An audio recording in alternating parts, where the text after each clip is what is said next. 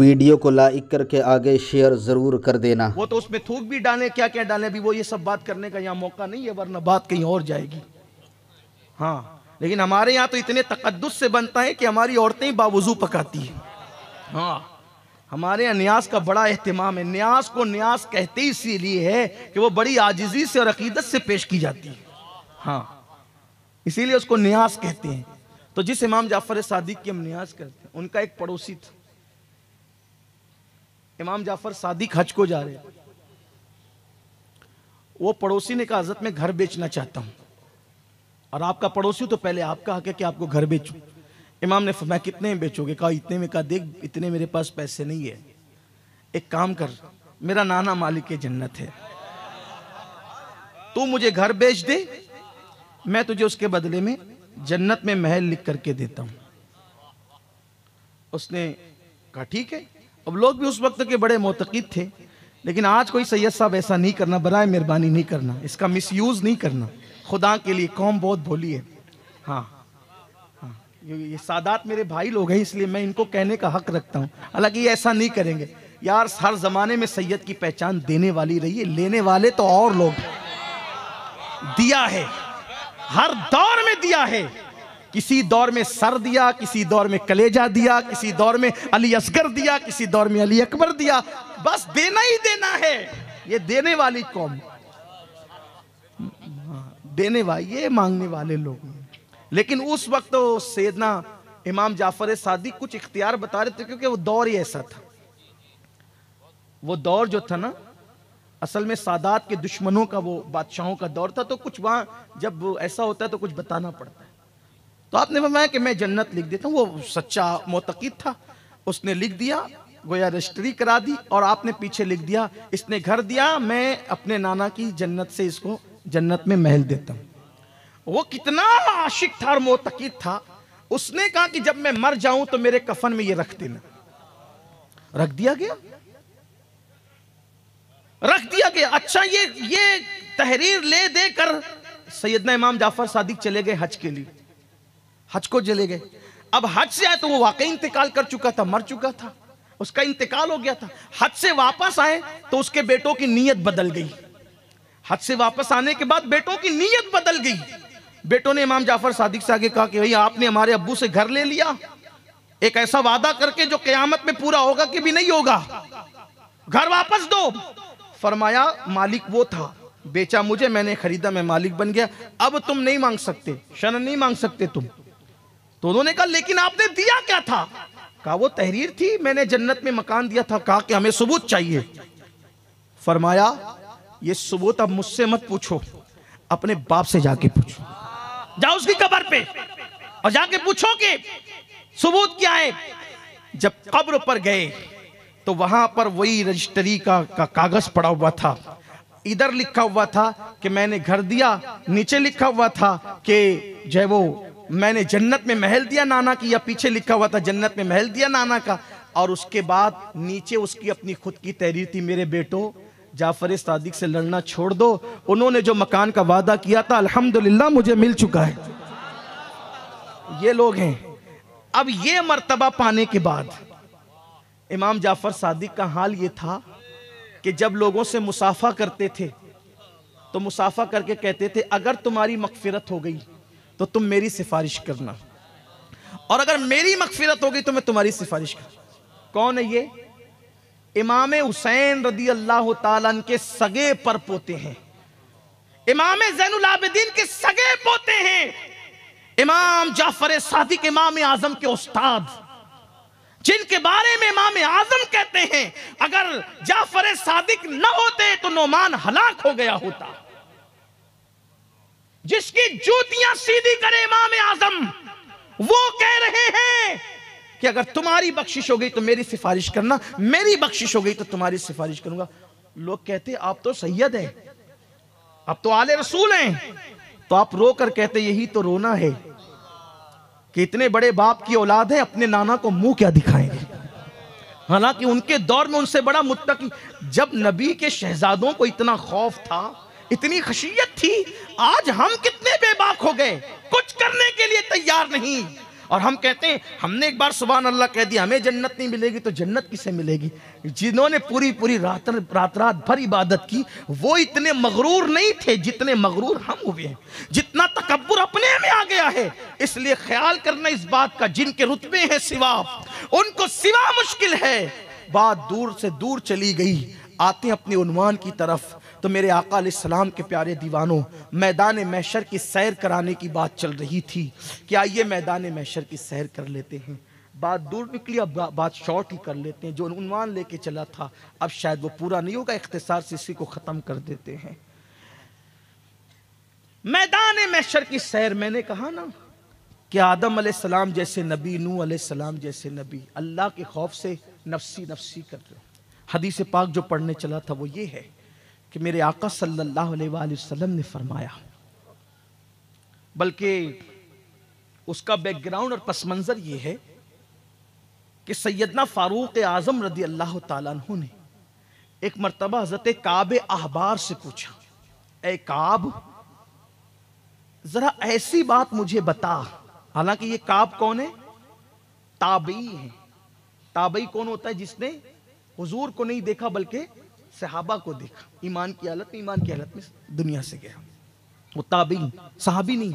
और फारूक आजम सहाबी, जानशीन रसूल हैं, खलीफा दुवम हैं, बल्कि हम सुन्नियों के अकीदे में मुरादे मुस्तफ़ा हैं, मुरादे रसूल। हुजूर ने उन्हें मांगा है, अल्लाह से तलब किया है, मुरादे रसूल है फारूक आजम रदी अल्लाह ताला। तो कहा कि काब जरा ऐसी बात मुझे सुनाओ जिससे मेरे दिल में अल्लाह का डर और खौफ पैदा हो। अपना हाल क्या है? जहां खौफ खुदा की बात होगी तब वहां से भागने की कोशिश। अरे अब भी मौलाना नमाज की बात करेंगे, अब भी दाढ़ी की बात करेंगे, अब भी अमल की बात करेंगे। मेरा एक दोस्त है, बहुत करीबी दोस्त है, जब मैं तकरीर शुरू करता हूं तो वो चला जाता है अभी भी, और तकरीर खत्म करता हूं तो फिर आता है, यार कहां चले जाते हो यार तुम, यार तुम डराते बहुत हो यार। मैंने कहा कि हम क्या डराएं, हुजूर का फरमान पेश करते हैं, हुजूर अलैहिस्सलाम का फरमान, और सारे अंबिया डराने ही के लिए आए। बल्कि हुजूर अलैहिस्सलाम को जो पहली मर्तबा हुक्म दी हुआ ना, या अय्युहल मुद्दस्सिर कुम फअंजिर, ए कंबल ओढ़ने वाले बालापोश उठिए, उठिए और अपनी कौम को डराइए। तो यहां डरने डराने ही की बात होगी। वाज़ और नसीहत उसी का नाम है। लतीफा गोई के लिए टीवी के ड्रामे काफी हैं, यहां नसीहत की जगह है, यहां खौफे खुदा पैदा करने की जगह है। और चूंकि कई औलिया होते हैं एक महफिल में, तो उनकी बरकत से अपना भी कनेक्शन जुड़ जाए, खशियत के हवाले से, इश्क रसूल के हवाले से। तो मेरे आका सल्लल्लाहु अलैहि वसल्लम के दीवानों, फारूक आजम ने कहा, ए काब मुझे ऐसी बात बता के मेरे दिल में अल्लाह का डर और पैदा हो। हालांकि ऐसा नहीं कि वो डरते नहीं थे, डर अल्लाह का इतना था फारूक आजम के दिल में कि अल्लाह के खौफ से हमेशा रोते रहते थे। तो मुसलसल रोने की वजह से आपके चेहरे पर आंसुओं का निशान बन गया था, चेहरे पर आंसुओं का निशान बन गया था। इतना डरते थे अल्लाह से कि अपने बिस्तर के नीचे कोड़ा रखते थे, और जब रात को आते थे तो कोड़ा उठाकर अपने पैर पे मार के कहते थे, उमर बता आज अल्लाह को राजी करने वाले कितने काम किए और अल्लाह को नाराज करने वाले कितने काम किए। हालांकि उनकी पूरी जिंदगी अल्लाह की रजा वाली जिंदगी थी, लेकिन अल्लाह अल्लाह जिनको मेरे आका ने जन्नत की बशारतें दी उनका हाल क्या था। तो कहते हैं ऐसी बात बताओ काब जिससे मेरे दिल में अल्लाह का डर और खौफ पैदा हो। तो हजरत काब ने कहा, अमीरुल मोमिनीन, मैंने गुज़िश्ता किताबों में जो आसमानी कुतुब है उसमें पढ़ा है कि क़यामत के दिन अल्लाह फरिश्तों को हुक्म देगा कि वो जहन्नम को खींच करके मैदान महशर में लाए। कहानी किस्सा नहीं है, दिल के कानों से सुनना। अगर आखिरत की कामयाबी चाहते हो तो दुनिया में से एक दिन जाना है। हमने बहुत लोग अपने हाथों से दफन किया मेरे भाइयों, हमें भी दफन कर देंगे लोग, हमें भी दफन कर देंगे। बहुत जल्द वो दिन आएगा। मेरा बेटा, मेरा माल, मेरा कारोबार, कोरोना ने बता दिया कोई अपना नहीं है। भाई की मैयत में भाई नहीं गया, पता नहीं उसको कोरोना होगा तो कहीं मुझे ना लग जाए। यही हुआ, ये हुआ। बेटा बाप की मैयत में पानी डालने नहीं आया, मेरे बाप को कोरोना हो सकता है तो कहीं मुझे ना हो, ये खौफ था। बल्कि कयामत से पहले कयामत कुदरत ने बता दी, कोई किसी का नहीं, सब घरों में कैद हो गए, नफसी नफसी का आलम था, कोई किसी को पूछने वाला नहीं था। लेकिन अल्लाह के जिन बंदों ने खिदमत की उन्होंने की, और जिन्होंने की अल्लाह उनको खूब बरकतें अता फरमाए।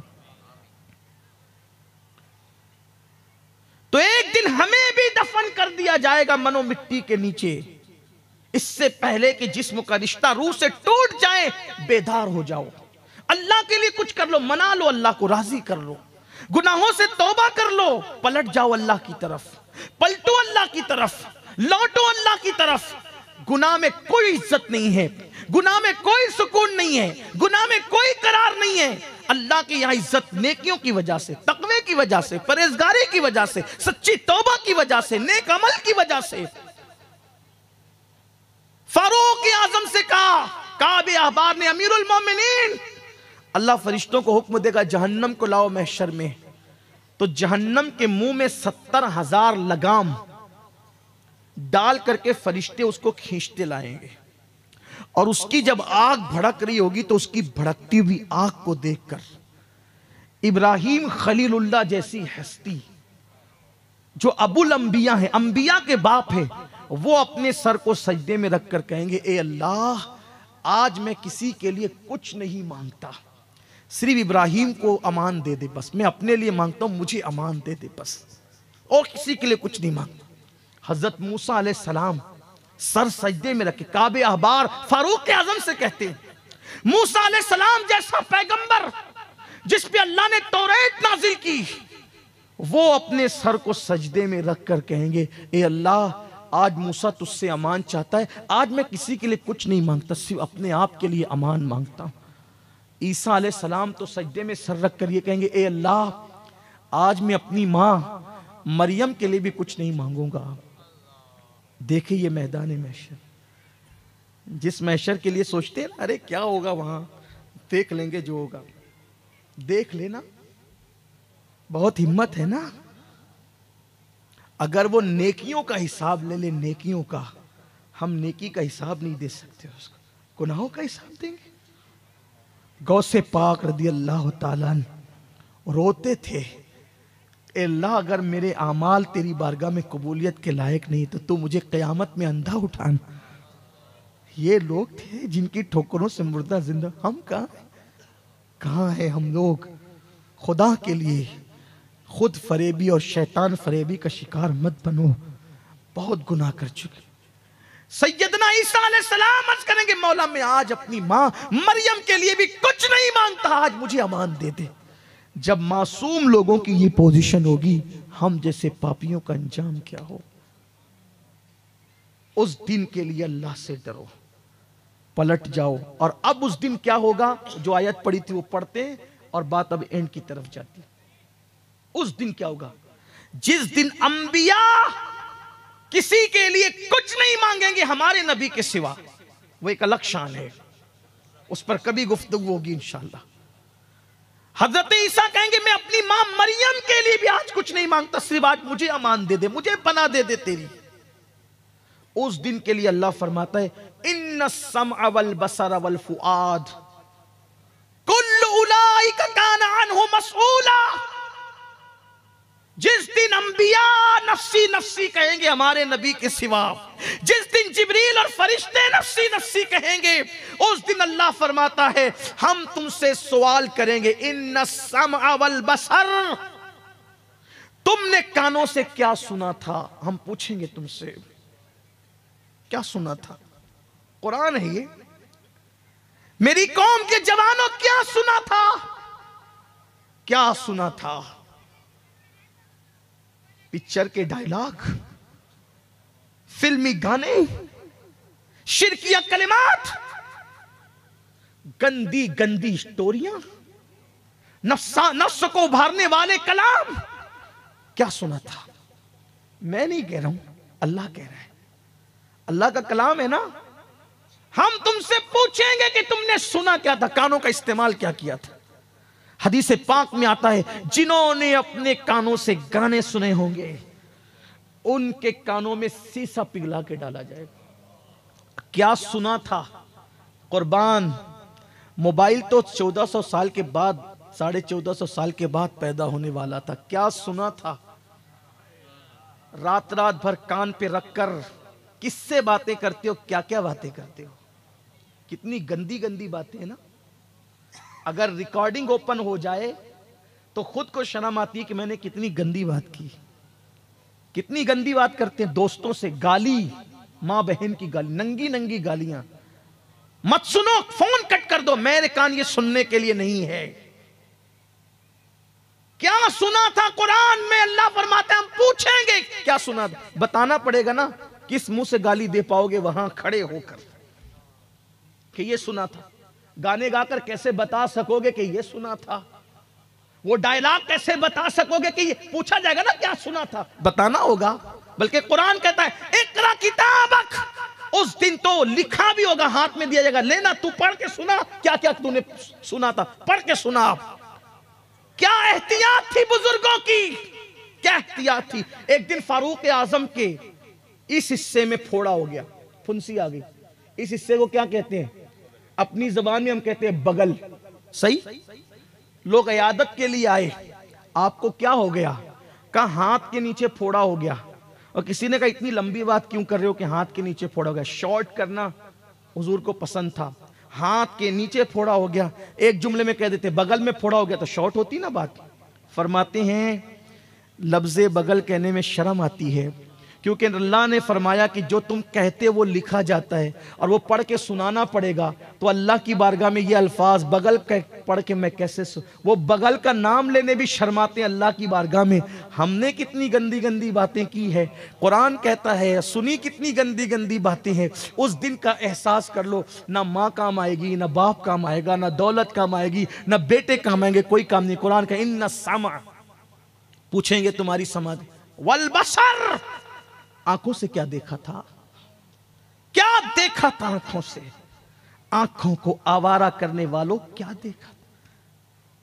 पीर साहब पूछे तो नहीं बता सकते, अब्बा पूछे तो नहीं बता सकते, मुकर्रिर साहब सैयद साहब पूछे नहीं बता सकते। मेरे अजीज भाइयों, एक दिन में क्या क्या देखा नहीं बता सकते, पूरी जिंदगी में क्या क्या देखा अल्लाह की बारगाह में कैसे सुनाएंगे पढ़ के। वो दिन का ख्याल तो कर लो जरा, वो दिन का ख्याल तो कर लो, क्या बताएंगे।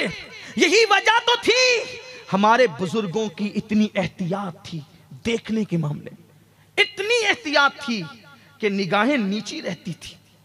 एक दिन सैयदना दाऊद ताई को किसी ने पूछा, दाऊद आपके घर की छत नहीं है? हजरत दाऊद ताई ये इमाम आजम के शागिर्द हैं। सैयदना दाऊद ताई पूछा आपके घर में छत नहीं है? पर वल्लाह मुझे मालूम ही नहीं कि छत है कि नहीं है।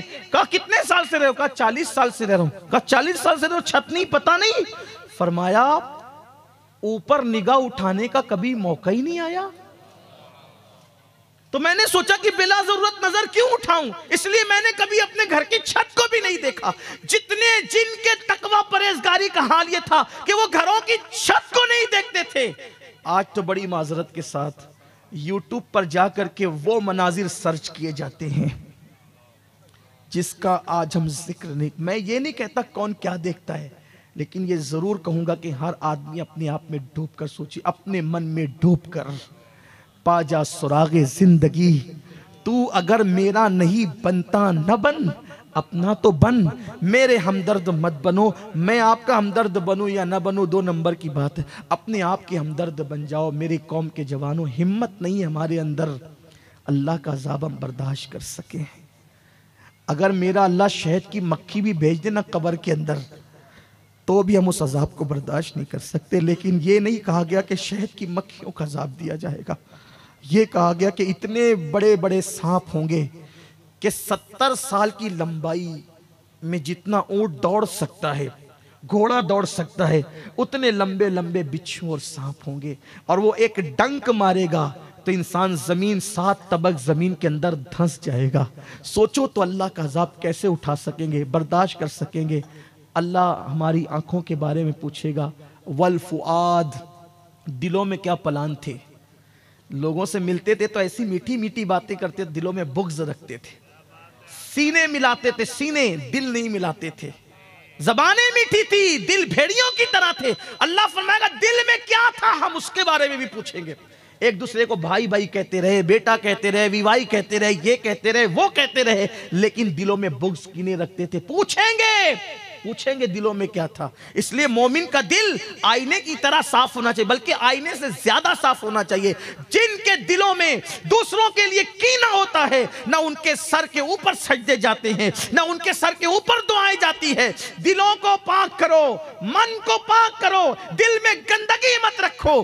फिर कहता हूं, किसान हो, जब तक के खेत में कांटे होंगे कोई बीज बोया नहीं जाएगा। जब तक के आवारा घास होगी कोई बीज बोया नहीं जाएगा। उसी तरह से जब तक दिलों में कीने के कांटे होंगे, अल्लाह की मोहब्बत का बीज कैसे बोओगे, मुस्तफा जान रहमत का इश्क का बीज कैसे बोओगे। इसलिए उस दिन पूछा जाएगा। उस दिन के लिए वीडियो अगर अच्छा लगा हो तो लाइक करके आगे शेयर ज़रूर कर देना।